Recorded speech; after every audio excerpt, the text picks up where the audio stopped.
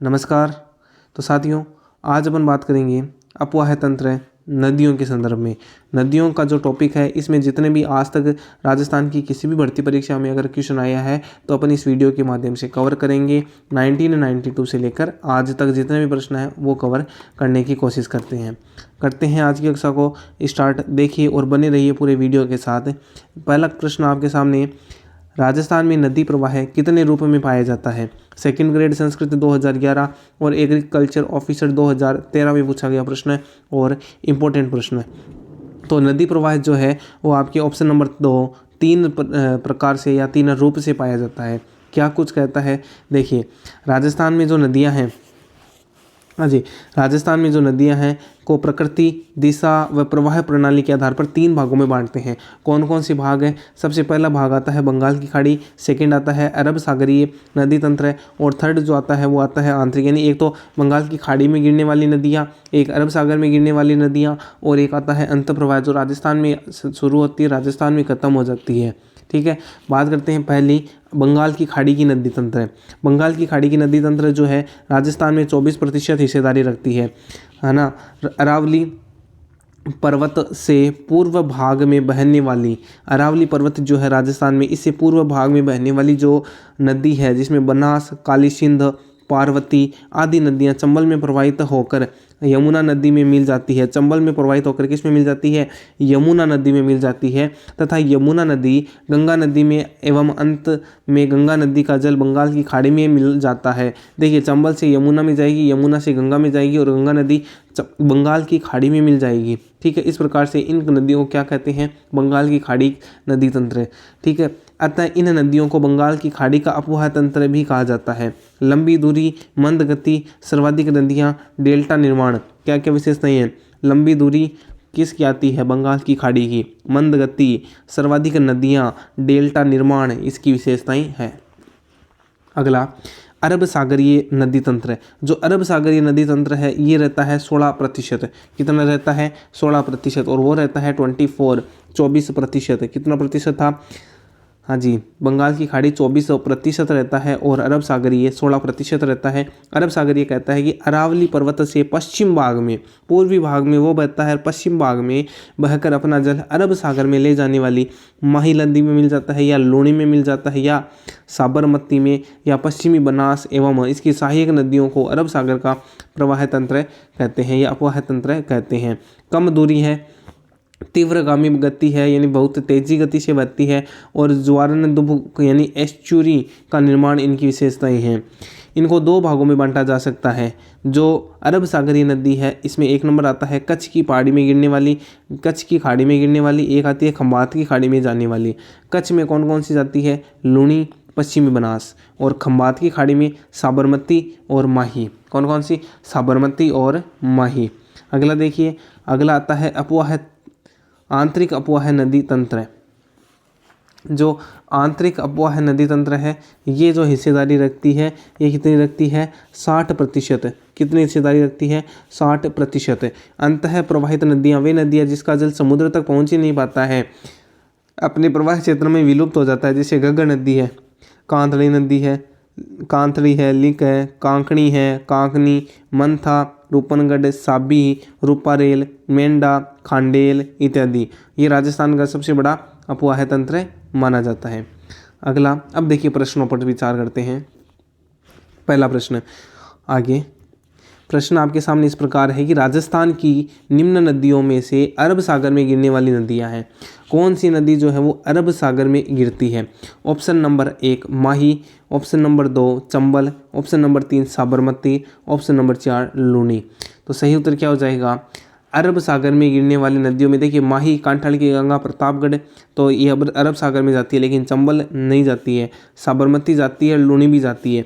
तो option 1, 3, 4, option 1, 3, 4 option number 4 में दिख रहे हैं। अगला, कौन सी नदी अरब सागर में गिरती है?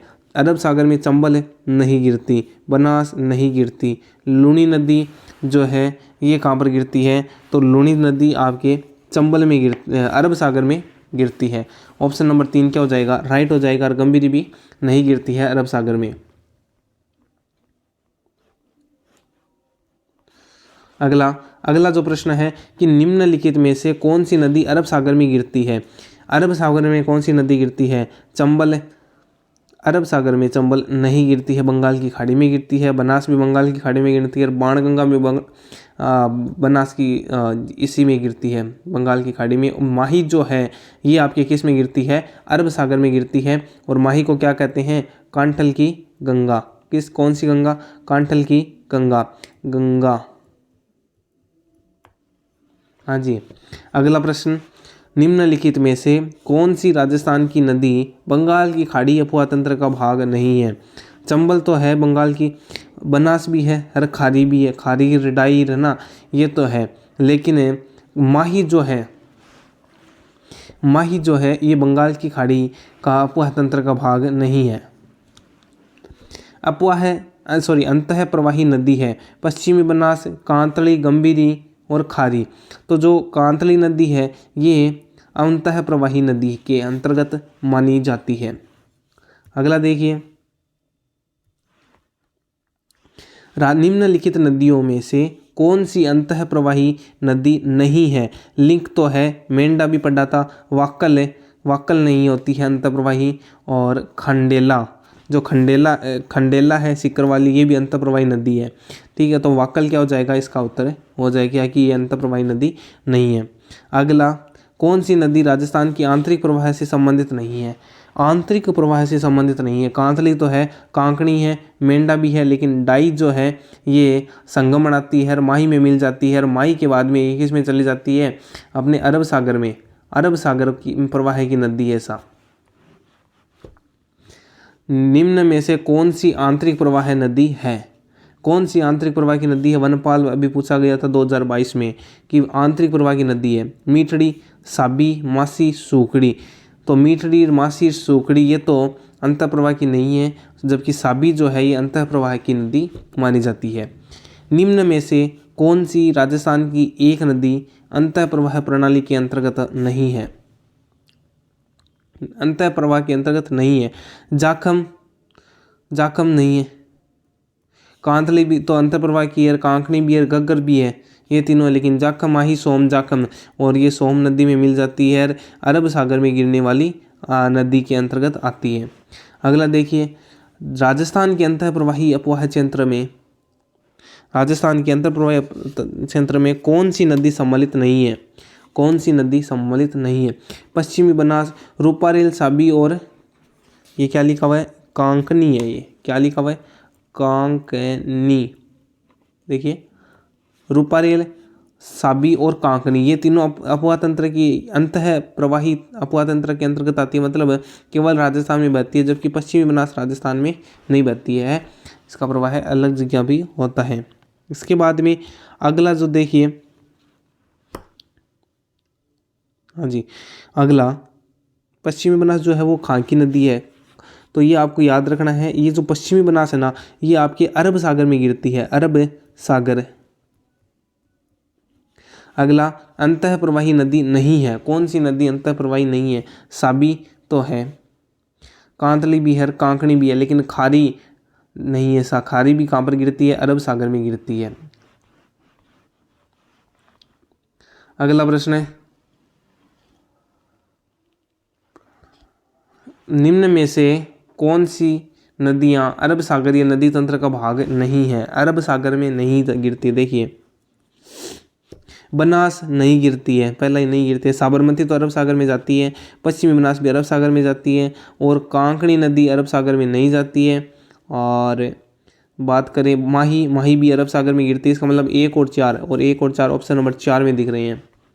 कांकणी नदी जो है ये आंतरिक प्रवाह की नदी है, कांकणी नदी, हाँ आंतरिक प्रवाह की नदी है। अरब सागरीय तंत्र के भाग कच्छ की खाड़ी में पश्चिमी बनास, लूणी तथा खंबात की खाड़ी में साबरमती, माही गिरती है। बंगाल की खाड़ी में गिरने वाली प्रमुख नदियाँ कौन कौन सी है, बनास, चंबल, पार्वती, काली सिंध है। बनास, चंबल, पार्वती और काली सिंध ये बंगाल की खाड़ी में गिरती है ऐसा।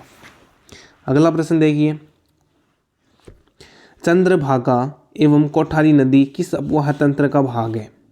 चंद्रभागा और कोठारी नदी खंबात की खाड़ी आंतरिक अपवाह क्षेत्र है, कच्छ की खाड़ी या बंगाल की खाड़ी? तो चंद्रभागा और कोठारी नदी जो है ये बंगाल की खाड़ी का अपवाह तंत्र के अंतर्गत जाती है, कोठारी और चंद्रभागा। अब देखिए कोठारी और चंद्रभागा जो है ये बंगाल की खाड़ी की अपवाह तंत्र का भाग है। कोठारी नदी कहाँ से निकलती है? राजसमंद जिले से। राजसमंद जिले में स्थित जो दिवेर नामक स्थान है वहाँ से निकलकर भीलवाड़ा जिले के शाहपुरा जिले में कोठड़ी तहसील के नंदरायपुर में बनास नदी में मिलती है। कुल मिलाकर बात यह है कि जो कोठड़ी नदी है, कोठारी नदी जो है ये राजसमंद से निकलती है और निकलने के बाद में चली जाती है भीलवाड़ा। और भीलवाड़ा में जो शाहपुरा जिला है, इस शाहपुरा भीलवाड़ा अब जिला बन गया है शाहपुरा जिला। तो शाहपुरा जिला जो है इसके अंदर जाकर कोठड़ी तहसील है, उसमें नंदरायपुर में बनास में मिल जाती है। कुल मिलाकर इतना याद रखना है कि दिवेर जो है कोठारी नदी जो है ये राजसमंद से निकलती है, शाहपुरा जिले में जो है वो बनास में मिले जाती है। अगला देखिए, नदी जिसका जल बंगाल की खाड़ी में पहुंचता है, बंगाल की खाड़ी में पहुंचता है। माही का तो बिल्कुल नहीं पहुंचेगा, अरब सागर में जाती है। माही के साथ में सोम भी जाती है, सोम के बाद में चंबल तो नहीं जाती है, जबकि साबरमती जाती है। इसका मतलब क्या हो गया? चंबल नदी जो है इसका जल, इसका पानी कहाँ पहुंचता है? बंगाल की खाड़ी के अंदर पहुंचता है। ऐसा ऑप्शन नंबर क्या हो जाएगा? 3 राइट हो जाएगा। चंबल नदी का जल अंततः बंगाल की खाड़ी में पहुंचता है, जबकि माही सोम, माही की सहायक नदी है साबरमती, इनका जल खंबात की खाड़ी में जाता है। खारी नदी, खारी नदी जिस अपवाह तंत्र का भाग है वह है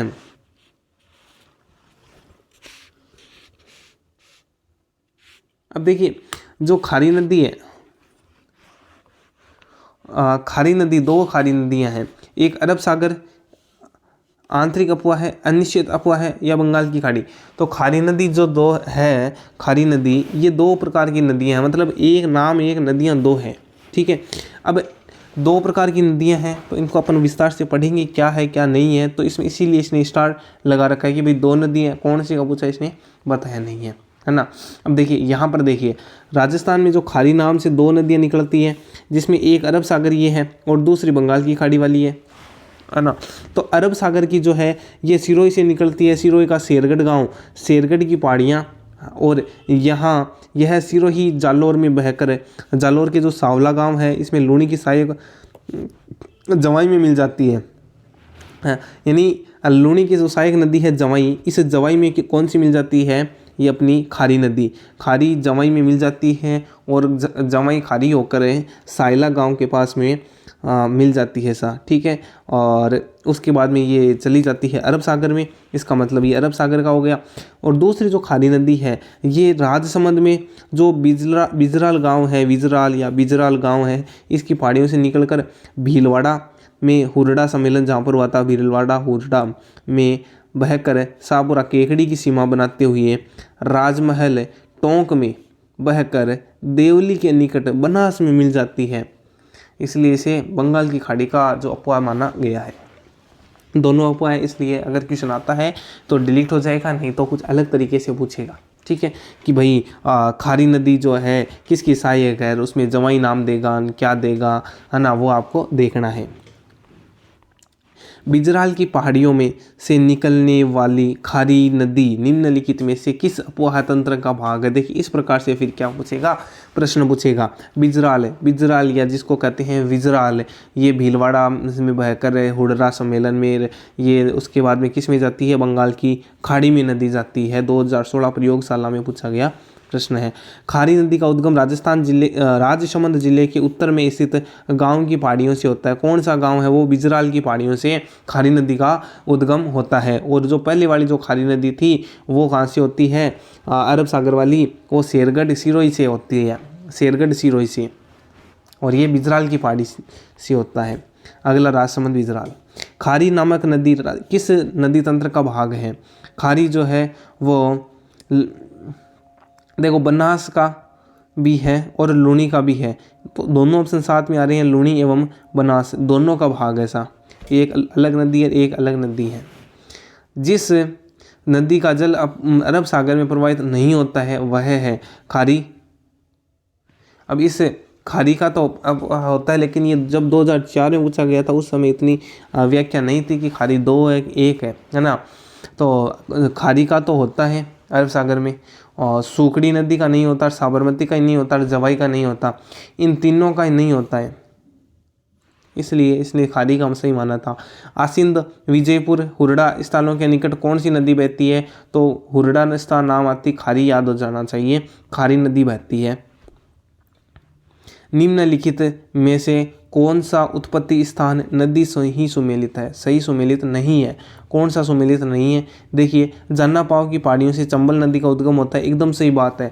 नाग पहाड़ी से लूणी नदी का उद्गम होता है। नाग पहाड़ कहाँ पर स्थित है? अजमेर में स्थित है। 2-3 क्लासों पहले बताया था नाग पहाड़ कहाँ है, अजमेर में है। गोगुंदा की पहाड़ियाँ कहाँ पर स्थित है? तो गोगुंदा की पहाड़ियाँ बेड़च, गोगुंदा की पहाड़ियों से बेड़च नदी का उद्गम होता है। ये पहाड़ियाँ उदयपुर में स्थित है। कहाँ पर स्थित है?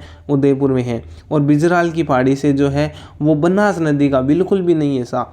बिजराल की पहाड़ी से तो किसका उद्गम होता है? अपने खारोड़ी नदी का। कौन सी नदी? खारी नदी का उद्गम होता है। खारी नदी बिजराल की पहाड़ी से होती है, जो किस में जाती है? बंगाल की खाड़ी में जाकर गिरती है ना। तो बिजराल की पहाड़ियाँ से खारी नदी का उद्गम होता है। आगे बात करते हैं। अगला जो प्रश्न है, पूर्व में जब घग्गर नदी बाढ़ के उफान में होती थी तो वह कहाँ पहुँच जाती थी? जब घग्गर नदी जो है वो बाढ़ के यानी बाढ़ आने की समस्या होती थी तब कहाँ पहुँच जाती थी? RS 2007 में पूछा गया प्रश्न है। तलवाड़ा, हनुमानगढ़, अनूपगढ़ या फोर्ट अब्बास। देखिए, हनुमानगढ़ में तो नियमित रूप से बहती रहती है, लेकिन फोर्ट अब्बास पाकिस्तान के आसपास चली जाती थी। 2007 में पूछा गया RS में प्रश्न है। अब देखो, घग्गर नदी के संदर्भ में ये पूरी व्याख्या कि घग्गर नदी को क्या कहते हैं? नट नदी कहते हैं, मृत नदी कहते हैं, मृत नदी, सोत्तरा नदी कहते हैं, सरस्वती नदी कहते हैं, द्वेषदत्ती नदी के नाम से भी इसको जाना जाता है। और उद्गम कहाँ पर होता है? इसका उद्गम जो है वो हिमाचल प्रदेश के शिवालिक की पहाड़ियों से होता है। घग्गर नदी को क्या कहते हैं? नट नदी, मृत नदी, साथ साथ याद करो, नट नदी, मृत नदी, सोत्तरा नदी, सरस्वती नदी, द्वेषदत्ती नदी, ठीक है, ये भी कहा जाता है। इसके अलावा उद्गम पूछ ले, हिमाचल प्रदेश, HP हिमाचल प्रदेश से उद्गम होता है। पहाड़ी पूछ ले, शिवालिक की पहाड़ी से। और मंदिर है क्या पास में? तो कालका माता का मंदिर, ऐसा किसकी माता है? कालका माता। कालका माता का जो मंदिर है वहाँ से शिवालिक की पहाड़ियाँ, हिमाचल प्रदेश से घग्गर नदी का उद्गम होता है। और ये जो घग्गर नदी है ये राजस्थान में प्रवेश कहाँ से करती है? उत्तर दिशा में। उत्तर दिशा में कौन सी तहसील है? टिब्बी तहसील है। टिब्बी तहसील का गांव कौन सा है? तलवाड़ा गांव है। टिब्बी तहसील तलवाड़ा गांव।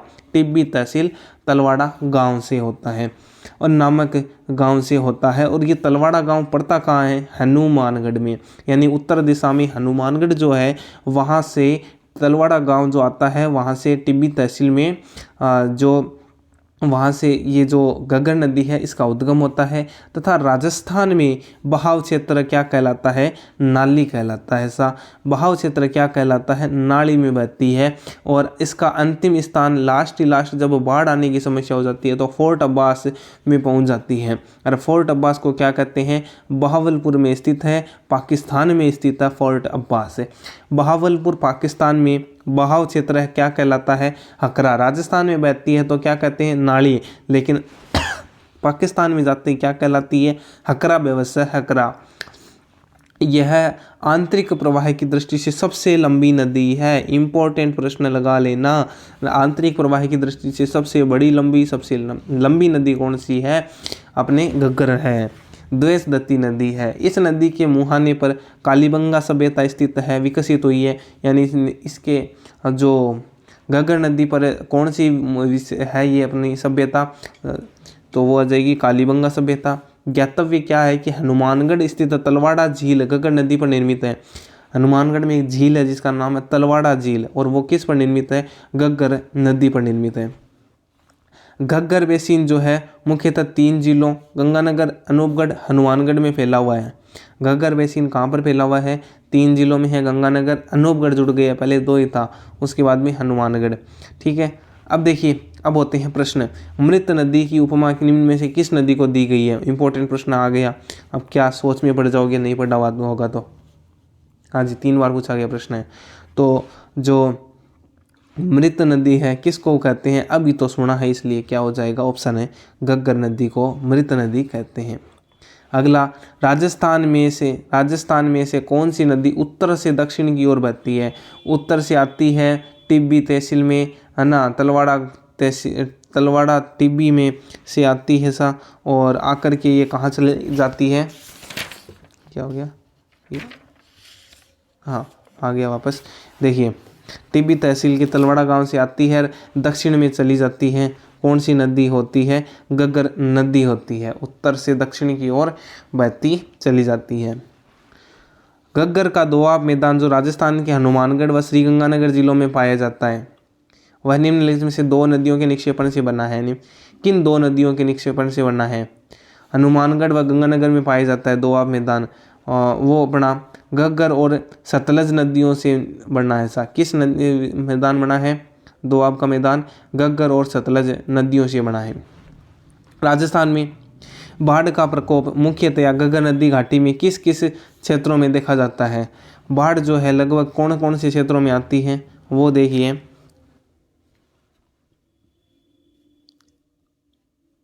हाँ, सूरतगढ़ में आ जाती है, हाँ सा आ जाती है, बोरपाल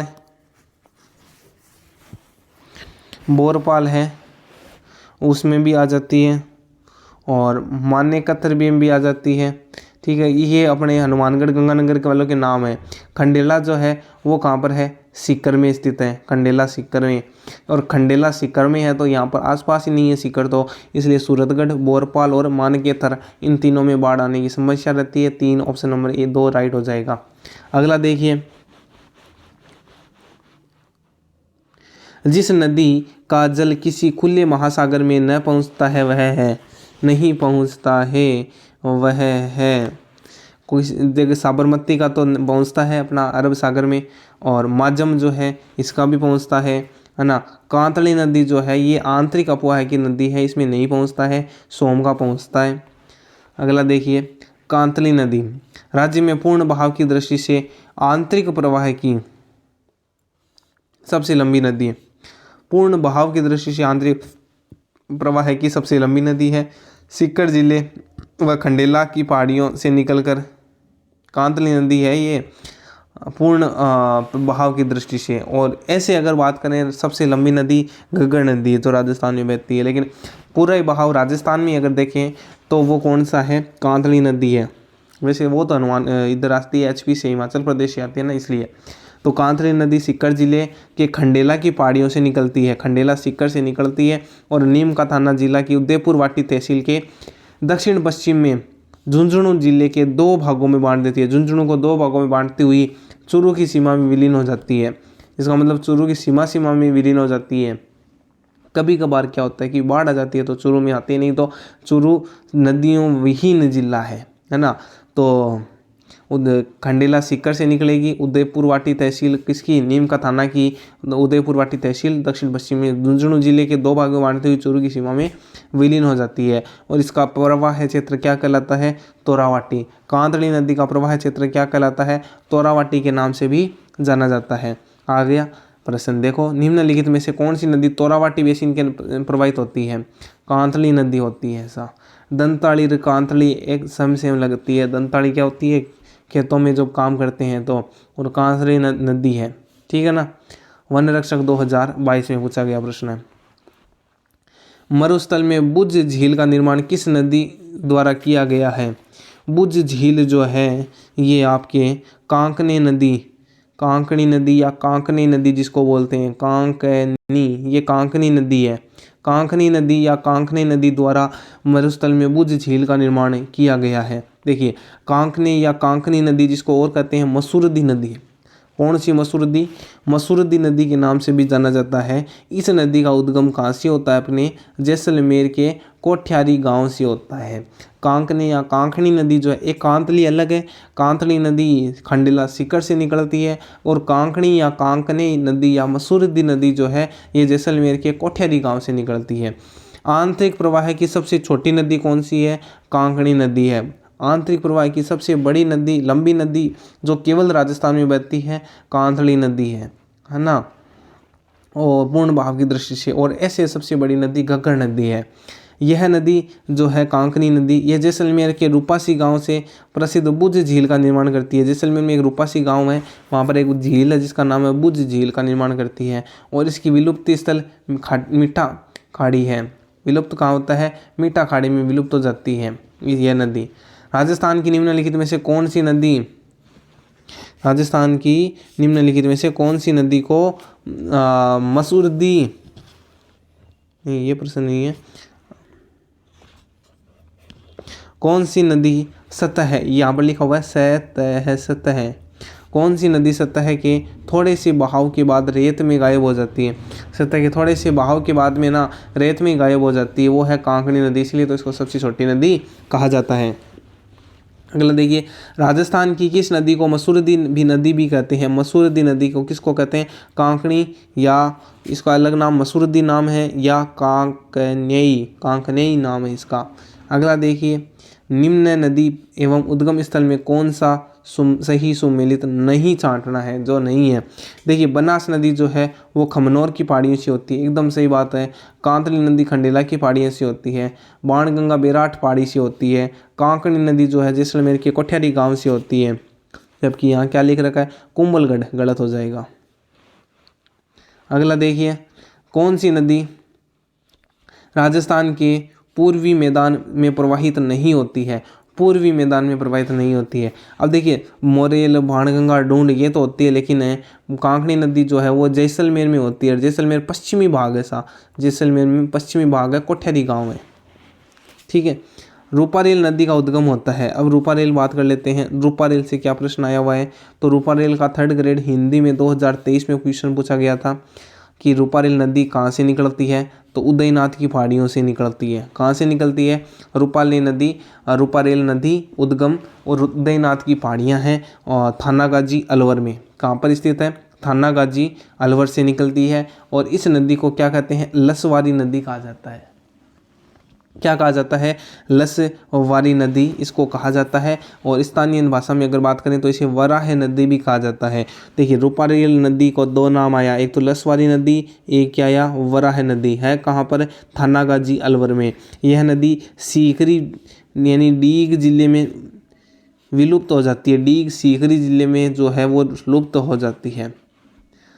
इनमें से कौन सी राजस्थान की अंतः प्रवाही नदी नहीं है? कांतली तो है, पडलिया, कांकणी भी है, पडलिया, घग्गर नदी भी है, पडलिया, सागी नदी जो है ये नहीं है सा। अब सागी नदी के संदर्भ में पढ़ लेते हैं। उससे पहले अपन देखते हैं कि इसका जो प्रश्न है कि सागी नदी से संबंधित वाला कितनी बार पूछा गया। देखिए, कनिष्ठ वैज्ञानिक सहायक 2019, 2nd grade 2017, video 2022 video mains, और स्कूल व्याख्याता कोच वाली जो 2022 में वैकेंसी हुई थी उसमें ये प्रश्न पूछा गया है। अब जो सागी नदी क्या कहती है कि अरब सागर की ओर बहने वाली सागी नदी का उद्गम स्थल जालोर जिले की जसवंतपुरा की पहाड़ियाँ हैं।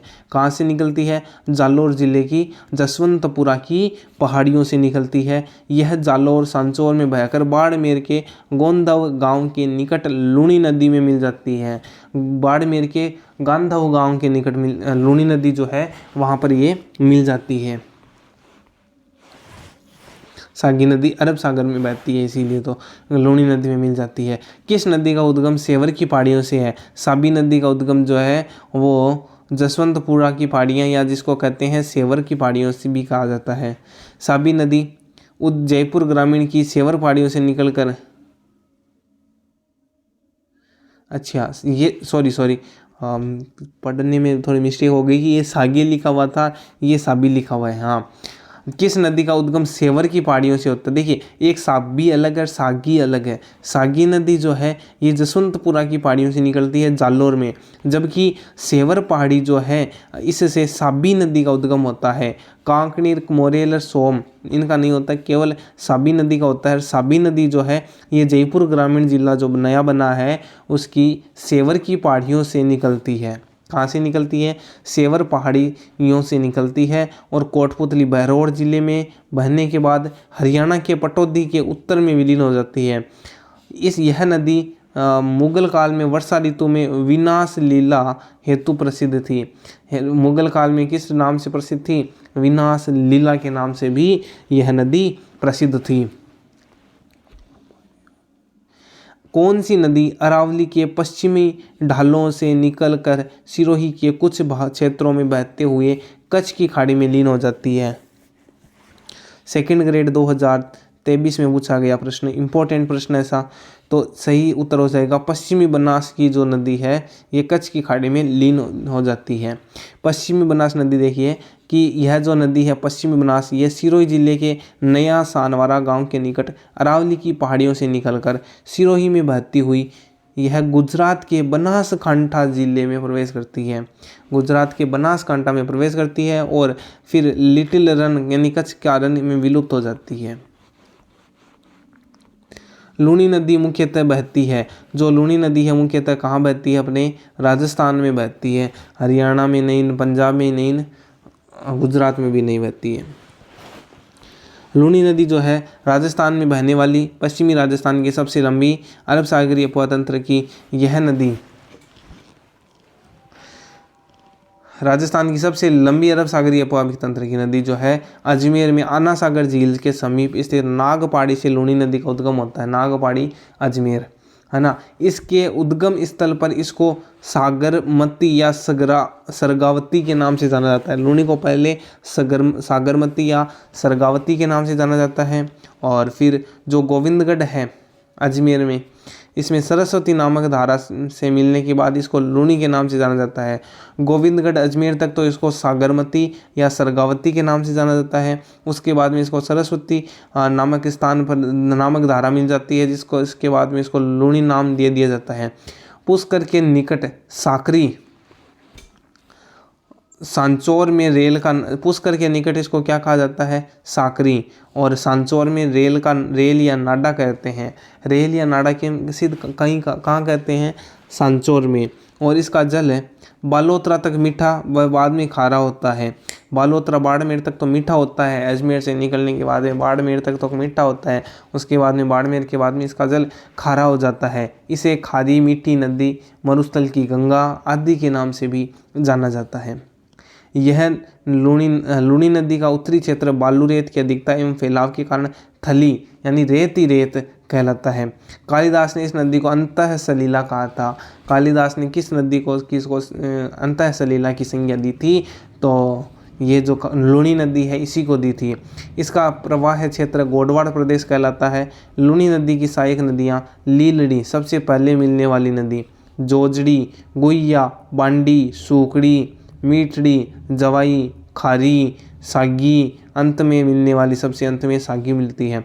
अजमेर, ब्यावर, डेगाना, नागौर, उसके बाद में बिलाड़ा, जोधपुर ग्रामीण, बालोतरा, बाड़मेर, सांचौर 7 जिलों में बहती हुई यह नदी कच्छ के रण में गिर जाती है।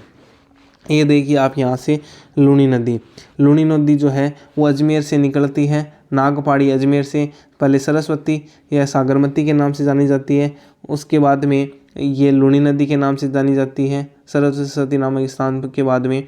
और फिर ये जो नदी है ये बहने के बाद में बालोतरा तक जो है इसकी ये मीठे पानी होता है। उसके बाद में बालोतरा और अब बालोतरा अलग हो गया। पहले बालोतरा बाड़मेर तक मीठा पानी था, अब यहाँ से उसके बाद में खारी बहती है ये लूनी। ये देखिए ब्यावर, नागौर है ना, जोधपुर ग्रामीण में बहती है। उसके बाद में पाली, जालौर, सांचौर। अब देखिए जो नदी है इसमें एक तो जोजड़ी आती है, लीलड़ी, गुइया, बांडी, सूकड़ी, उसके बाद में मीठड़ी, जवाईर, खारीर, ये जालौर में जो सागी है, सागीर, ये नदियाँ बहती हैं। उसके बाद में नेक्स्ट आता है आदि खारी आदि मीठी नदी कौन सी कहलाती है? लूनी नदी कहलाती है। लूनी नदी का जल उद्गम से लेकर किस स्थान तक मीठा रहता है? बालोतरा तक है, और बालोतरा के बाद में खारा हो जाता है। अगला देखिए, निम्नलिखित में से राजस्थान की कौन सी नदी बंगाल की खाड़ी उपतंत्र में शामिल नहीं है? चंबल तो है, बनास भी है, बाणगंगा भी है, लूनी नदी जो है इसमें शामिल नहीं है। अगला प्रश्न, डेगाना, बिलाड़ा, पाली तथा जालोर भाग हैं। माही बेसिन के नहीं है, ऐसा किसके हैं, लूनी बेसिन के हैं। उसके बाद में लूनी का उत्तरी क्षेत्र कहलाता है। लूनी का जो उत्तरी क्षेत्र है उसको थली के नाम से जाना जाता है। लीलड़ी, मीठड़ी, बांडी, सूखड़ी किसकी सहायक नदियाँ हैं, अभी पढ़ा था, लूनी की सहायक नदियाँ हैं। निम्न में से कौन सा एक युग्म नदी सहायक नदी सही सुमेलित है। देखिए चंबल की सहायक पहला देखिए लूनी की नदी सहायक सागी है, सही बात है। बनास की गुहिया है, नहीं साहब, गुहिया तो लूनी की सहायक नदी है, गुहिया। उसके बाद में बांडीर गुहिया है ना। चंबल की सहायक नदी बनास है, एकदम सही बात है। यमुना की गंभीरी है, ये भी बात सही है। यदि ये हम लूनी नदी के किनारे इसके उद्गम से अंत तक यात्रा करते हैं तो हम इसकी सहायक नदियों को किस क्रम में पाएंगे। एक इम्पोर्टेंट क्वेश्चन आया था और थोड़ा हार्ड क्वेश्चन भी इस श्रेणी का था। देखिए जवाई, बांडी, सूखड़ी और गुहिया, सबसे पहले कौन सी नदी आएगी, तो सबसे पहले गुहिया आएगी। गुहिया के बाद में चलेंगे बांडी के पास और बांडी से सूखड़ी में जाएंगे और सूखड़ी से जवाई में जाएंगे। मतलब 4 2 4 2 3 1 4 2 3 1 4 2 3 1 ऑप्शन नंबर 2 क्या हो जाएगा, राइट हो जाएगा। अगला प्रश्न देखिए, निम्नलिखित में से अरब सागर अपवाह तंत्र का उदाहरण है। अरब सागर देखिए मेनाल, कोठारी, बेड़च नहीं है। जोजड़ी, बेड़च, मेनाल नहीं है। कोठारी, सोम, रूपारेल नहीं है। अरब सागर में जाना चाहिए। जोजड़ी, बांडी, जवाई ये दो सही है साहब। अगला देखिए, निम्न में से जवाई नदी किस नदी की सहायक नदी है, लूनी की सहायक नदी है। लूनी की सहायक नदी नहीं है, कौन सी नहीं है, जोजड़ी तो है, सूखड़ी भी है, गुहिया भी है, मेंढा मांडा नहीं सुना था, मेंढा इसकी सहायक नदी नहीं है। लूनी नदी के प्रदूषण का प्रमुख स्रोत क्या है। लूनी नदी में आजकल बहुत ज़्यादा प्रदूषण हो रहा है, इसका प्रमुख कारण यहाँ की रंगाई छपाई उद्योग का कारण है। पाली के रंगाई छपाई उद्योगों एवं वस्त्र उद्योग के कारण लूनी नदी की सहायक नदी जो बांडी नदी है ये प्रदूषित हो रही है और बांडी नदी को क्या कहते हैं, केमिकल रिवर भी कहा जाने लगा है। ठीक है, बांडी नदी सबसे प्रदूषित नदी है साहब। पाली के वस्त्रोद्योग के कारण कौन सी नदी प्रदूषित हो रही है, बांडी, और बांडी को लूनी, तो बांडी भी नहीं है, लूनी भी नहीं है, क्या हो जाएगा, इनमें से कोई नहीं हो जाएगा। लूनी नदी की निम्न सहायक नदियों में से अरावली पर्वतमाला से नहीं निकलने वाली नदी है। कौन सी अरावली पर्वतमाला से नहीं निकलती है, बांडी निकलती है, लीलड़ी निकलती है, जवाई भी निकलती है, जोजड़ी जो है वो यहाँ से नहीं निकलती है। अब देखिए जोजड़ी जो है वो अरावली से नहीं निकलती है, ये निकलती है नागौर के पोडलू गांव से नागौर के पोडलू गांव की पहाड़ियों से निकलती है। नागौर से जोधपुर ग्रामीण में बहती है। यह लूनी नदी की एकमात्र सहायक नदी है जो उसमें दाईं ओर से मिलती है तथा जिसका उद्गम अरावली की पहाड़ियों से नहीं है और जो दाईं ओर से निकलती है एकमात्र नदी है। लूनी की अन्य सभी नदियाँ अरावली से निकलती है लेकिन एकमात्र नदी जो अरावली से नहीं निकलती है जोजड़ी नदी। तिलवाड़ा में लूनी नदी से कौन सी नदी मिलती है, सूखड़ी नदी मिलती है। तिलवाड़ा, तल्लीनाजी मल्लीनाजी वाला तिलवाड़ा, सूखड़ी नदी निकलती है, मिलती है। सूखड़ी नदी जो है उस स्थल कौन सा है, पाली जिला, और यह पाली, जालोर, बालोतरा में बहती है और बालोतरा के समदड़ी गांव में लूनी से मिल जाती है, समदड़ी। और जालोर के बांकड़ी ग्राम में यह बांकड़ी बांध बनाती है। बांकड़ी गांव में जालोर में कौन सी नदी बनाती है, सूखड़ी नदी बनाती है। बांकड़ी बांध किस नदी पर बना हुआ है, तो सूखड़ी नदी, ऑप्शन नंबर 4 क्या हो जाएगा, राइट हो जाएगा। अगला देखिए, नदी जिसका उद्गम मध्य प्रदेश से होता है और जो अपना जल खंबात की खाड़ी में उड़ेलती है, मध्य प्रदेश से तो होता है, खंबात की खाड़ी में चली जाती है, वो है नदी माही नदी। कौन सी नदी है, माही नदी, ऑप्शन नंबर 2 राइट हो जाएगा।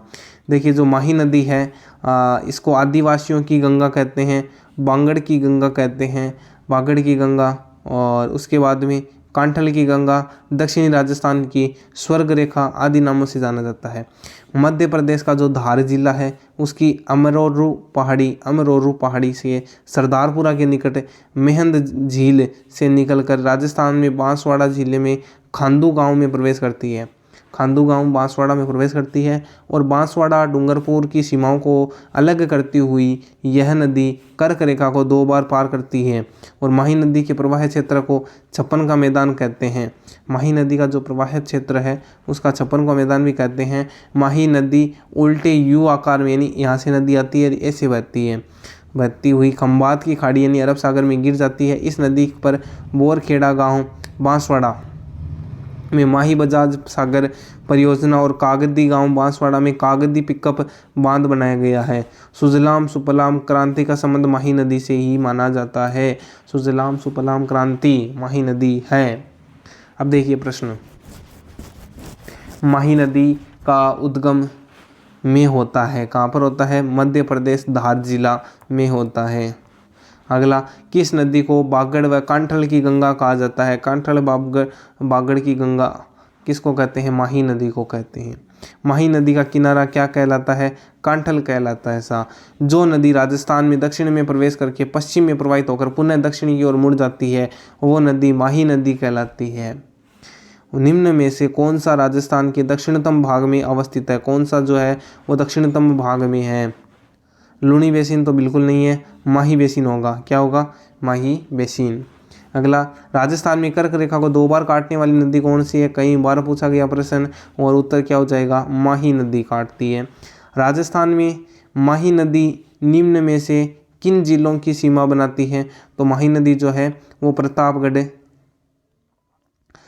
है नहीं, तो यहाँ पर जो सीमा बनाती है डूंगरपुर बांसवाड़ा जो है इसकी सीमा माही नदी बनाती है।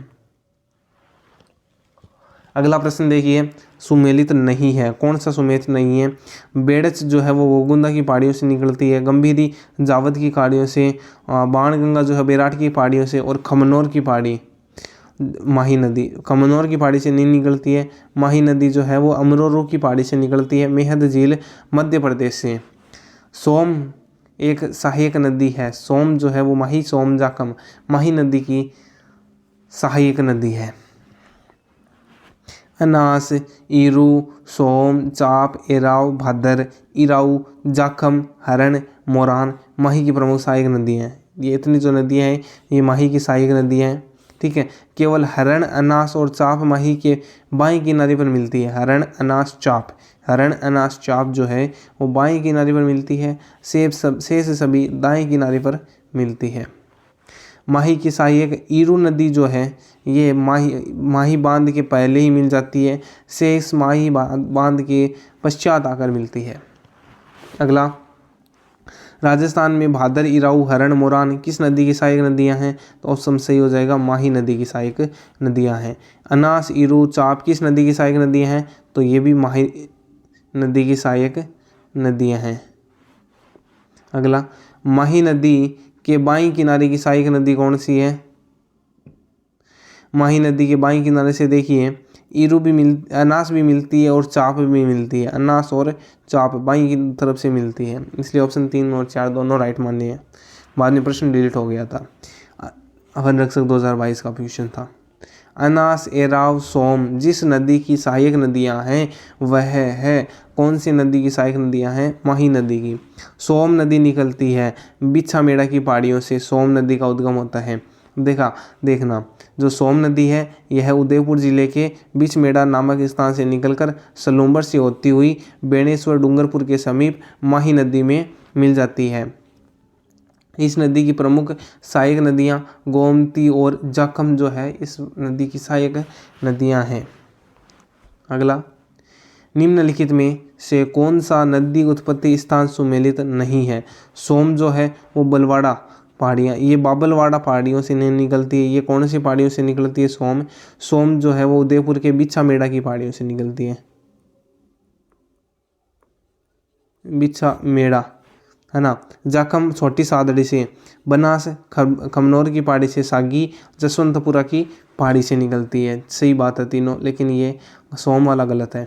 अगला, कौन सी नदी बंगाल की खाड़ी के अफवाह तंत्र में सम्मिलित नहीं है? पार्वती तो है, सीप भी है, परवन भी है, अनास नदी नहीं है।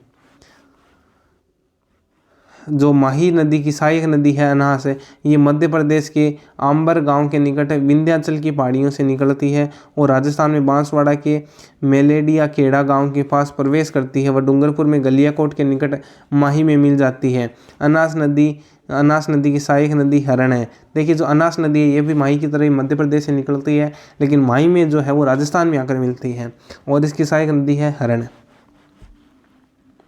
कोठारी लूणी की सहायक नदी है, नहीं ऐसा। देखिए इनमें सबसे सहायक नदियों में आएगा जाखम और माही, दोनों का मेल है।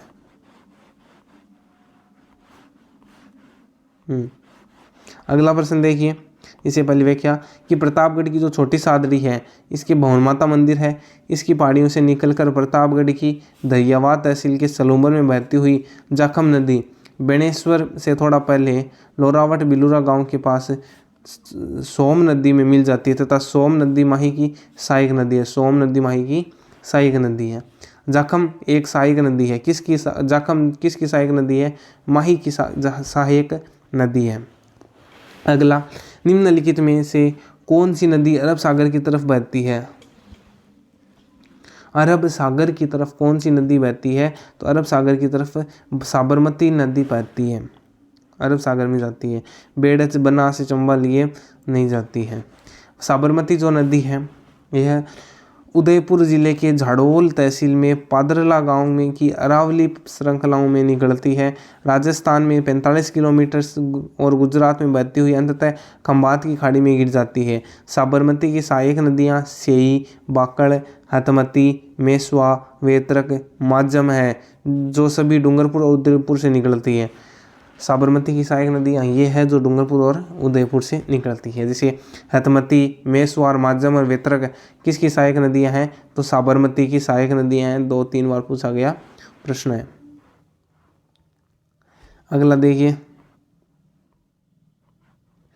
यह इस तथ्य के आधार पर पहचानिए। उदयपुर के कोटड़ा से निकलती है तो वो तो सभी को पता है साबरमती है। हतमती, मेसवार, वेत्रक सहायक नदी हैं, इसका मतलब ये भी साबरमती का बोल रहा है। यह नदी राजस्थान में 45 किलोमीटर तक बहती है साबरमती, जो बाद में गुजरात में चली जाती है। तो इसका मतलब ऑप्शन नंबर 3 साबरमती हो जाएगा। अगला, बाकल तथा सेई धारा के मिलने से जो नदी बनती है वो कौन सी नदी बनती है? साबरमती नदी बनती है। अगला, चंबल नदी का प्राचीन नाम है। तो चंबल नदी का प्राचीन नाम चर्मवती नदी भी कहा जाता है। चंबल नदी को चर्मवती नदी भी कहा जाता है। देखिए चर्मवती नदी जो है इसको चंबल नदी को कहते हैं। राजस्थान की कामधेनु, बारहमासी नदी, नित्यवाही नदी, घड़ियालों की शरण स्थली आदि नामों से जाना जाता है। चंबल नदी मध्य प्रदेश में इंदौर जिले के जानापाड़ की जो पहाड़ी है, जानापाव की पहाड़ी मऊ से निकलकर 84गढ़ मध्य प्रदेश के समीप राजस्थान में चित्तौड़गढ़ जिले के चित्तौड़िया गांव में प्रवेश करती है और भैंसरोड़गढ़ गांव से 5 किलोमीटर दूर चूलिया नामक प्रसिद्ध जलप्रपात बनाती है चित्तौड़गढ़ में। और राजस्थान में 6 जिलों चित्तौड़गढ़, कोटा, बूंदी, सवाई माधोपुर, करौली, धौलपुर में बहकर यह नदी उत्तर प्रदेश के मुरादगंज इटावा के समीप यमुना नदी में मिल जाती है। चंबल नदी एकमात्र नदी है जो अंतर्राज्यीय जल सीमा बनाती है। चंबल नदी उत्खात भूमि के लिए कुख्यात है या विश्व प्रसिद्ध है। विश्व की एकमात्र नदी जिसके 100 किलोमीटर के दायरे में 3 बांध बनाए गए हैं। 100 किलोमीटर में 3 बांध बनाए हैं और तीनों पर ही जल विद्युत उत्पादन किया जाता है। सर्वाधिक जल की आपूर्ति करने वाली चंबल नदी के द्वारा अवनाली का अपरदन सबसे अधिक होता है। इसकी प्रवाह प्रणाली वृक्षाकार है। यह राज्य की बहाव क्षेत्र की दृष्टि से सबसे लंबी नदी है। राज्य में सतही जल की मात्रा, देखिए बहाव क्षेत्र की दृष्टि से सबसे लंबी है और सतही जल की मात्रा सर्वाधिक है। केंद्र सरकार के नमामि गंगे प्रोजेक्ट के तीसरे चरण में चंबल नदी को शामिल किया गया है। चंबल नदी में गांगेय सूंस, स्तनपायी जीव, गांगेय सून और घड़ियालों की अधिकता पाई जाती है। चंबल की कुल लंबाई 1051 किलोमीटर है, परंतु राजस्थान का भूगोल डॉक्टर हरिमोहन सक्सेना ने 965 किलोमीटर बताई है। अब 965 भी आ सकता है, 1051 किलोमीटर भी आ सकता है ऐसा। देखिए ये है चंबल नदी, मध्य प्रदेश की जानापाव पहाड़ी से निकलती है और जानापाव की पहाड़ी से निकलने के बाद में ये राजस्थान में प्रवेश करती है चित्तौड़गढ़ में। यहाँ से चित्तौड़गढ़ के बाद में बामनी नदी मिलती है, कुराल, कोटार, बुंदीर, इसमें बाद में चांकड़ नदी, मेज नदी मिलती है। उसके बाद में सीप करौली में जाते हुए धौलपुर में चली जाती है, धौलपुर करौली यहाँ पे सीमा बनाती है अंतराजीर। उसके बाद में मध्य प्रदेश में यमुना में जाकर मिल जाती है। देखिए इसकी जो सहायक नदी हैं, दाईं ओर से मिलने वाली नदियाँ, छोटी काली सिंध राजस्थान में प्रवेश से पहले चंबल में मिलने वाली काली सिंध है। आलनिया, आहू, परवन, काली सिंध, पार्वती, कुन्नू, सीप। बाईं ओर से गुंजाली, राजस्थान में प्रवेश के बाद सबसे पहले गुंजाली नदी मिलती है। बामणी, कुराल, मेद, चाकण, बनास।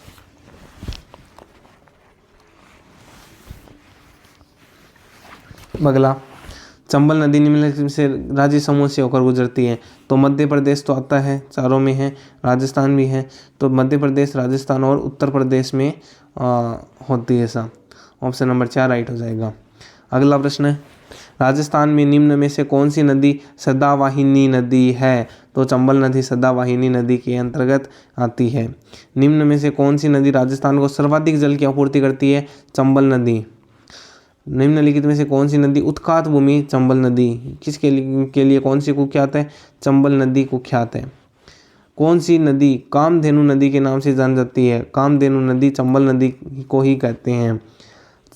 चंबल नदी का उद्गम कहाँ से होता है? ना तो नागपाड़ से, कुंभलगढ़ से भी नहीं होता, अलवर से भी नहीं होता है, जानापाव की पहाड़ी एमपी मध्य प्रदेश से होता है। ऑप्शन नंबर 3 राइट हो जाएगा। चंबल नदी राजस्थान में निम्न में से किन जिलों की सीमा बनाती है? कोटा, बारां नहीं बनाती। कोटा सवाई माधोपुर की जो सीमा है चंबल नदी बनाती है। अगला, चंबल नदी किस जिले में से नहीं गुजरती है?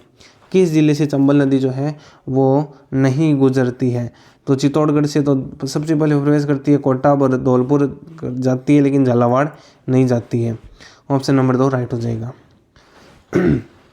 अगला, चंबल नदी हेतु सही नहीं है, यह यमुना की सहायक नदी है। हाँ जी, यमुना की सहायक नदी है ना, जो लगभग 960 किलोमीटर लंबी है। सही बात है। मध्य भारत में स्थित नदी से ग्रेटर गंगा ड्रेनेज सिस्टम का एक महत्वपूर्ण हिस्सा शामिल है। सही बात है। यह राजस्थान राज्य से होकर बहने वाली नदियों में से सबसे बड़ी नदी है। सही बात है। चंबल दोबारा यमुना के साथ अपने संगम तक का कुल क्षेत्र हिमाचल प्रदेश, मध्य प्रदेश और राजस्थान में स्थित है। नहीं सा, गलत हो गया। उसके बाद में अगला है, किस स्थान से चंबल नदी राजस्थान राज्य में प्रवेश करती है? भैंसरोडगढ़, चित्तौड़गढ़, कुंभलगढ़, चौरासीगढ़। तो चौरासीगढ़ क्या हो जाएगा? सही हो जाएगा। भैंसरोडगढ़ में तो चूलिया जलप्रपात है, चित्तौड़गढ़ है, कुंभलगढ़ नहीं होगा, चौरासीगढ़ से प्रवेश करती है। अगला प्रश्न, राजस्थान में जल द्वारा अपर्दन सबसे अधिक किस नदी से होता है? जल अपर्दन चंबल नदी से होता है। अगला प्रश्न, किस नदी पर ईस्ट वेस्ट कॉरिडोर के अधीन हैंगिंग ब्रिज बनाया जाना प्रस्तावित है? हैंगिंग ब्रिज जो है वो चंबल नदी पर बनाया गया है। देखिए, कोटा में चंबल नदी पर राजस्थान का पहला, देश का चौथा हैंगिंग ब्रिज बनाया गया है ना। इसका निर्माण गेमन इंडिया व हुंडई कंपनी द्वारा किया गया है। इस ब्रिज से अंतर्राष्ट्रीय राजमार्ग 27 गुजरता है। यह hanging bridge east west corridor का भाग है। ज्ञातव्य है कि राजस्थान का दूसरा सबसे बड़ा हैंगिंग ब्रिज कहाँ पर है? माही नदी पर। चीखली, डूंगरपुर और आनंदपुरी बांसवाड़ा सड़क पर संगमेश्वर में बनाया जा रहा है। अब देखिए, वापणी या बामणी नदी की सहायक नदी है। बामणी नदी की सहायक नदी चंबल नदी है। चंबल की सहायक नदी बामणी या वापणी, ब्रह्माणी नदी हरिपुरा चित्तौड़गढ़ की पहाड़ियों से निकलकर बेसरोड़गढ़ के निकट चंबल में मिल जाती है। सबसे पहले ये बामणी नदी ही मिलती है। कौन सा सुमेलित नहीं है? काली सिंध की नदी झालावाड़ एवं बारा, एकदम सही बात है। ब्राह्मणी नदी टोंक एवं भीलवाड़ा, नहीं सा चित्तौड़गढ़। मेज नदी भीलवाड़ा उदयपुर, कोठारी नदी उदयपुर और भीलवाड़ा। पार्वती किसकी सहायक नदी है? तो पार्वती चंबल की सहायक नदी है। पार्वती नदी मध्य प्रदेश की विंध्याचल पहाड़ियों से निकलकर बारां से करियाहाट के निकट प्रवेश करती है। बारां व कोटा में बहकर सवाईमाधोपुर व कोटा की सीमा पर पालिया गांव के निकट चंबल में मिल जाती है। अगला, निम्नलिखित में से कौन सी नदी उदयपुर जिले में प्रवाहित नहीं होती है? तो पार्वती नदी जो है ये उदयपुर में प्रवाहित नहीं होती है। निम्नलिखित में से कौन सी नदी नागौर जिले की नहीं है? लुनी है, मेंथा है, जोजड़ी है, आलनिया नदी नहीं है। अब देखिए आलनिया नदी जो है ये कोटा के मुकुंदवाड़ा की पहाड़ियों से निकलती है और नोटाना गांव में चंबल से मिल जाती है। इसलिए परवन, निवाज और आहू सहायक नदियां हैं। किसकी? काली सिंध की सहायक नदियां हैं। काली सिंध नदी, यह नदी मध्य प्रदेश के देवास के निकट बागली गांव से निकलती है और राजस्थान में कोटा और झालावाड़ जिलों में बहती हुई नानेरा कोटा नामक स्थान पर चंबल नदी में मिल जाती है। इसकी प्रमुख सहायक नदियां परवन, आहू व निमाज है। अगला, चंबल की सहायक नदी है, तो चंबल की जो सहायक नदी है वो है काली सिंध। ठीक है। अब साथियों नेक्स्ट जो बाकी की जो नदियां हैं वो अपन पढ़ेंगे अगली क्लास में। 2 क्लासें हो जाएगी। अगली क्लास में अपन नदियों को पूरा कंप्लीट कर देंगे। बहुत बड़ी क्लास हो जाएगी नहीं तो। धन्यवाद। आपका दिन शुभ रहे। अच्छा लगे तो लाइक, शेयर और सब्सक्राइब ज़रूर कीजिए। धन्यवाद। आपका दिन शुभ रहे।